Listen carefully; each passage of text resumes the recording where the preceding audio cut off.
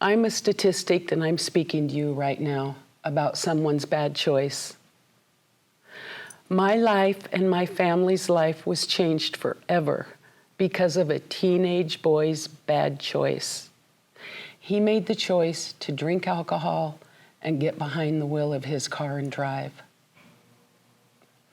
He hit us going 92 miles per hour, killing my 30-year-old husband instantly, critically injuring me and injuring our 1-year-old baby. My life and my family's lives has been changed forever because of that young man's bad choice. I laid in intensive care for weeks. His funeral went on without me because of my injuries. I didn't believe it. I thought, no, this didn't happen. I was happily married with a baby, starting our journey of life. We'd been married 5 years. Everything changed because of one bad choice. And that was prevention specialist Nancy Logan of the San Diego Alliance for Drug-Free Youth. Audrey, you did an amazing job on that story, and we'll have more of that later on. We ask that you really listen to our stories today. At times you may feel uncomfortable with what's being discussed, and that's okay. But they're from important and inspiring people who worked with us on our stories. On a lighter note, why are you wearing white? It's funny you ask. We actually have a big night tonight. Whiteout versus That School from Down South. We're expecting some cooler temperatures than what we've seen earlier this season. But speaking of the weather, let's check in with our weather report. Welcome to this week's weather report. The fall sports front is finally starting to clear up. Field hockey plays Monday. Check the athletic calendar for information on the upcoming winter season. Our forecast predicts stormy weather over Torrey Pines tonight. Football game. You're not going to want to miss it. That's all for now. Seniors, if you're feeling stressed about college applications, just remember, they're due in 4 days. Hello, Ms. O'Neill. You teach AP Art and 2D Drawing. What skills do students develop in this class? So in this class, besides learning the elements and principles of design and various techniques and materials, they are also being asked to critically think. They're learning about the history of art, which also is a history of the world. And for your AP Art class, what do these AP tests entail? What are they tested on and how? So I teach the AP 2D design and the AP drawing portfolios. The whole exam is kind of a portfolio of their work. So in AP 2D, they're being assessed on the principles of design and their ability to couple that with a theme of their choice. And then in the drawing, it's about their mark-making ability with the same idea that they're able to kind of thematically create those 15 pieces. And they have to do a bit of writing that goes along with that art. Well, thank you for being interviewed for us. Thank you. I know we talked about how your story was able to inspire you to make a difference and make a change, but can you tell us a bit about how we can support our own community and what we can do as students to help? I would start by being role models, making good choices. Here I am back to choice. It's all about choice. You know, Red Ribbon Week is in celebration of drug-free lifestyles, but drug-free lifestyles are a choice. It's all about healthy choices and doing the right thing. Absolutely. And you are role models. Just keep being role models. Do the right thing. People will look at you and say, wow, I respect them for making the choices they're making. Sometimes they don't say it outright, but they're thinking it. Thank you for being able to share that. I know that's a really hard story to have to keep living through. And it's incredibly inspiring that you've been able to put this insanely painful event into something that's really amazing. And you've turned that into your activism. Can you kind of talk about what you've been able to do for your community and how that's changed the people around you and affected your community in a positive light? Thank you. I hope it's helping. I hope it's changing. You know what? I speak like this. I speak all the time. I have spoken for a number of years, and I hope I'm helping. I do. And, you know, it sounds like a cliche, but if I can get through to one person, it will help. If one of you listening to this, before you make a bad choice, you go, yeah, I remember listening to that lady. I better not do this. And then that warms my heart. Anything I do. I could have gone down a rabbit hole and been sad the rest of my life. And, well, I still do cry a lot, but you know what? You got to do something about it. And from this, you've already done so much. Thank you. Even just for me. And I know that your story has already helped so many people. And it will continue to. Thank you. I'm trying. It hurts every time I talk. And there's been many times I say, I can't do this anymore. But you know what? I'm here. I'm trying to help. And we're so happy you're here. Thank you very much. Talking to us and telling your story to so many people. Thank you. Remember, one bad choice causes a lifetime and generations of consequences. Riley Fleck and Grant Marcucci. So how long have you guys been on the team? 10 months. I've been on the team for 4 years. And what's your personal record for running 3 miles, and what about 1 mile? My 3 mile is 15:49 and my 1 mile is 4:45. My 3 mile is 15:43 and my 1 mile is 4:48. And what's your favorite cross-country course and why? My favorite course was the Carlsbad Grit and Grind by Sage Creek because it was on like a dirt trail and there were hills, so the race was segmented and it was easy mentally. And then I kind of started in the back and then passed people on my way up, so it was fun to race like that. And I did well. Mine was probably Woodbridge. It's like the fastest meet we have in our agenda, and it's just really flat, so you're just going the entire time. And really good for PRs. And what is something that people don't realize about the sport? I think a lot of people don't realize just how rewarding it is. After the runs or a big race, it's really difficult while you're doing it, and it's not always super fun, but afterwards you feel really proud of yourself, and it's just nice knowing that you can do things that not a lot of other people can do, and you really like grow mentally and as a person, I think. I think that it's a lot. I'm not saying it's like easy or anything, but like it's a lot. It's not impossible to do. Like sometimes people are like, oh, like I'm not gonna give that a try because it's like not achievable. But like it's definitely like I'd say like 2 weeks of running can really get you into that like physical state. So like I feel like it's not like impossible. Like it's a lot easier than you might. So if I'd have made a different choice with drugs and alcohol and some of those other huge temptations as an early, as a kid, I know where I'd be because I've played with those guys. I've played with guys that were supremely talented, more talented than I was by a long stretch. I've played in the big leagues now for 10 or 11 years, and there's guys, I'm telling you right now, there's guys that I played with in the minor leagues, and even some guys that I played with on my summer baseball team back in the day that absolutely were as good or better than I was. And it's because that they got caught up in those other distractions, the drugs, the alcohol. Every time a surf contest rolls into town, it's like a festival. And people want to, participate. They want to party. And it's, I was really focused when I was on tour, and I stayed away from that, but it was there, super there. And I saw a lot of people suffer from it. I would see the guys who would party and who did get sucked down that road. I would see them the next day, I'd be coming back from surfing and they'd be like walking in the lobby of the hotel, just, hungover or whatever, just still high on something. And I just surfed and I'm stoked, you know, and like I feel good.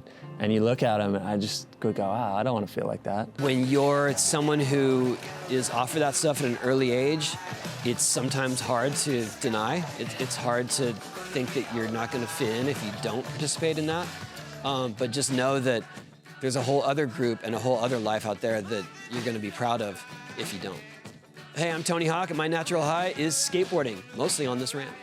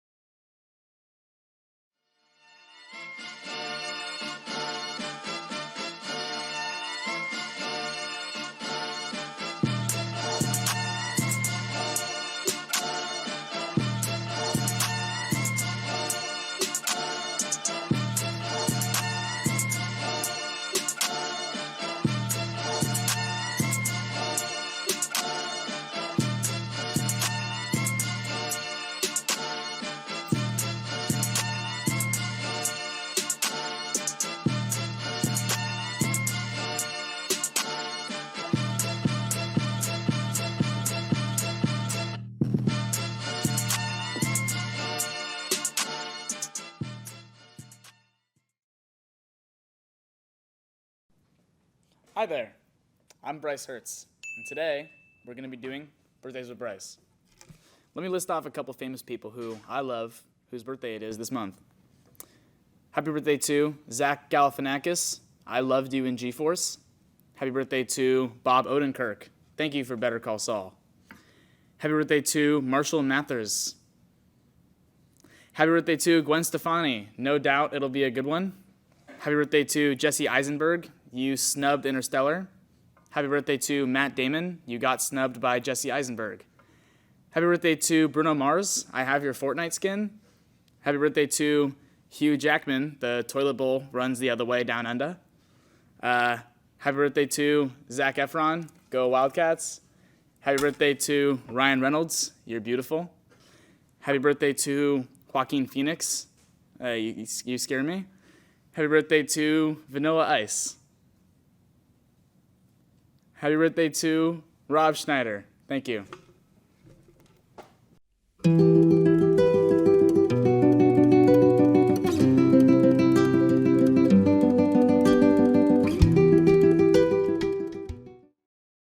It's Red Ribbon Week. We thought it was important to understand where it all came from, far more than just another week to wear costumes and be forgotten the following Monday.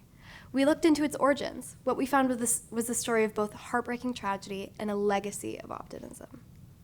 Enrique, Kiki Camarena, was, to quote his son and colleagues, a superhero, a fiercely competitive player on his high school football and basketball teams in Calexico. He was also a U.S. Marine and a firefighter who later married Mika, his high school sweetheart. He became a policeman and then a DEA agent. His life was dedicated to his family, his community, and serving others. Camarena's work took him along with his young family of wife Mika and 3 sons to the heart of the Mexican drug trade, where he gathered critical intelligence and played a pivotal role in dismantling major drug trafficking organizations, working at the U.S. consulate in Guadalajara. This was recently chronicled in the Netflix series Narcos Mexico, where Kiki is the main protagonist. We were very fortunate to conduct an interview with Mika Camarena. Although she's a grandmother, she's very passionate, quick-witted, and in setting up our remote meeting, very tech-savvy. There were no terms to our questions. Our intent was to let her explain the connection between drugs and the explosion of violence around them for the better part of 40 years following the tragic death of her husband, Kiki. Can you tell us why you think Red Ribbon Week is so important? I had, in Texas, while I was talking to an elementary school, I mentioned that I felt that that Red Ribbon should be celebrated every day, not just 2 weeks in October, because drugs do not come 2 weeks in October. They come all year long. Ms. Camarena also pointed out the motivation to sell and profit is all over and affects everyone. Your students are great, you know, they're good kids, but I've learned about deaths of good kids. And it's very, very sad. because they will find a weak place, and that's the thing, that they have to keep strong because they're not going to give up. Whoever is wanting to sell these drugs will not give up. It will never stop. It'll be something. And sure enough, here comes fentanyl. And it's deadly.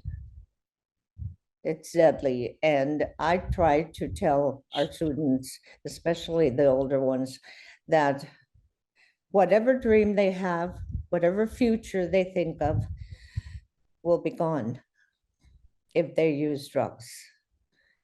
Their future will not exist. They may still be alive, but their future is not going to happen. And so they listen. When I say that, they listen. And so it's very important for me.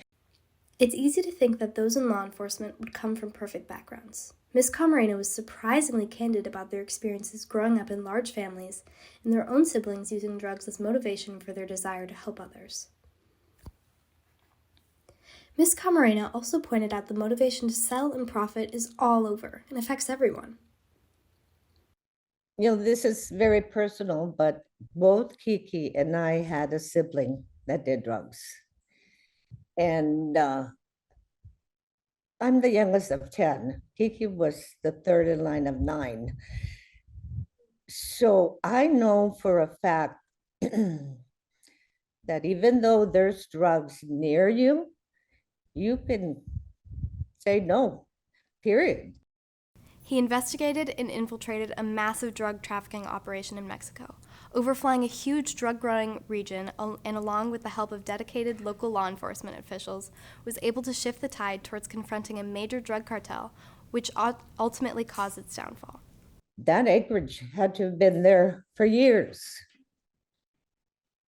And no one took that step. And to this day, I think that would be Kiki to do it. Tragically, on February 7th, 1985, while working undercover in Guadalajara, Mexico, Kiki Camarena was kidnapped while his wife Mika waited to meet him for lunch. He was later brutally tortured by members of the Guadalajara cartel and killed along with his local pilot, Alfredo Zavala, who helped him in his investigation. Kiki never revealed sensitive information to his captors. And I think that unfortunately, a tragic death like Kiki's has to be known by the student to know that Red Ribbon stands for the blood that was shed, for the awareness of drug problems. And it would be sad for one student, just one student, to not even know why they celebrated Red Ribbon. It's easy to empathize with Ms. Camarena's frustration from the apathy that was going on during the time related to drug use and prevention. What Kiki did was at such a greater level. But before Kiki's death, there was no talk of awareness, none at all. And it bothers me because even though my children were young then, our government should have listened, should have done something about it. And what can I say? After some intense reflection and somber moments, the pain of Miss Camarena's agony is noticeable, still after almost 40 years. She was very candid and agonizingly explained why Kiki's death was not in vain and the importance of awareness. Like I said before, I think they need to hear it more often. Mm-hmm. I think it's good for them to know Kiki's life. He was a very simple man, a very devoted man. And, I don't know that you're aware of this, but he was recorded, the torture and the questioning was recorded.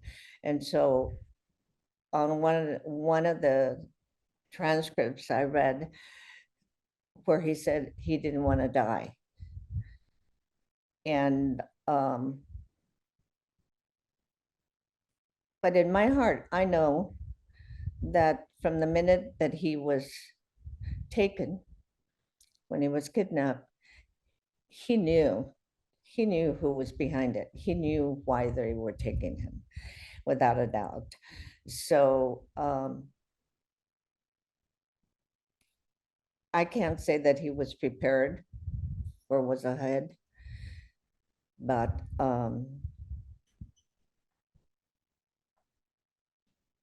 it happened. And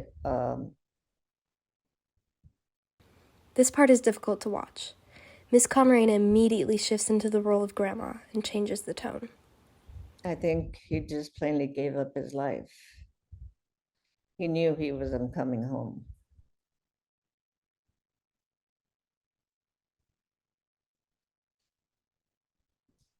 That's Okay, you have a sad face. Don't make a sad Then you're going to make me get sad. I don't want you to get sad. This must be difficult to talk about and relive every time you talk about it. Yes, it is. But I have found that talking about it has given me the courage that I have, because I'd rather go through that pain of remembering to share than to lose one more youth to drugs. It's like my son told me at a very young age. He said, Mom, if we can save one life when we go out and speak at schools, then let's do it. Miss Camarena is also feisty and funny. She talks about not wanting to meet the president. I want to share with you that when I went to Washington, they had me traveling all over to receive awards for Kiki. And we went to Washington. It wasn't on the schedule to visit the president. And all of a sudden they tell me that the president has made some time to see me. And I was so upset. I did not like those news. I thought, I'm not the one that should go to the White House. That should be Kiki. You know, it just did not feel good. And I kept arguing with the agent and arguing, and no, no, no. And he says, look, you cannot say no to the president. So that was the end of that conversation. I mean, it's a little hard to say no. It's so big. I did, but they convinced me, so there I go. Our interview was amazing. We were touched by Miss Camarena's warmth, her love for her family and community, and her desire to preserve the legacy of not losing anyone to drugs. Young people's lives are very important to us. And so our heart is in it for you, for your future, for your safety. That would make Kiki really happy. In the wake of Kiki's death, a crackdown on drug traffickers resulted in the arrest and conviction of numerous individuals connected to the Guadalajara cartel. He is remembered not only for his dedication to justice, but also for the inspiration he provides to those who continue the battle of drug trade. The DEA building in San Diego is named after him, as is a road in Carmel Valley. Several schools and the El Paseo Intelligence Center in Texas are also named after him. His story has been subject of books, documentaries, and the popular Netflix series Narcos, ensuring that his memory endures forever linked to Red Ribbon Week. Thank you guys for taking the time to listen to this episode. We know it was a lot of emotions. We know it was a lot to process. If you relate to any of this content or know someone who does, please check out the resources we have for you below. We also ask you to consider signing the pledge to make healthy decisions. And remember, Mavs, be the difference. Be the change. Be a maverick.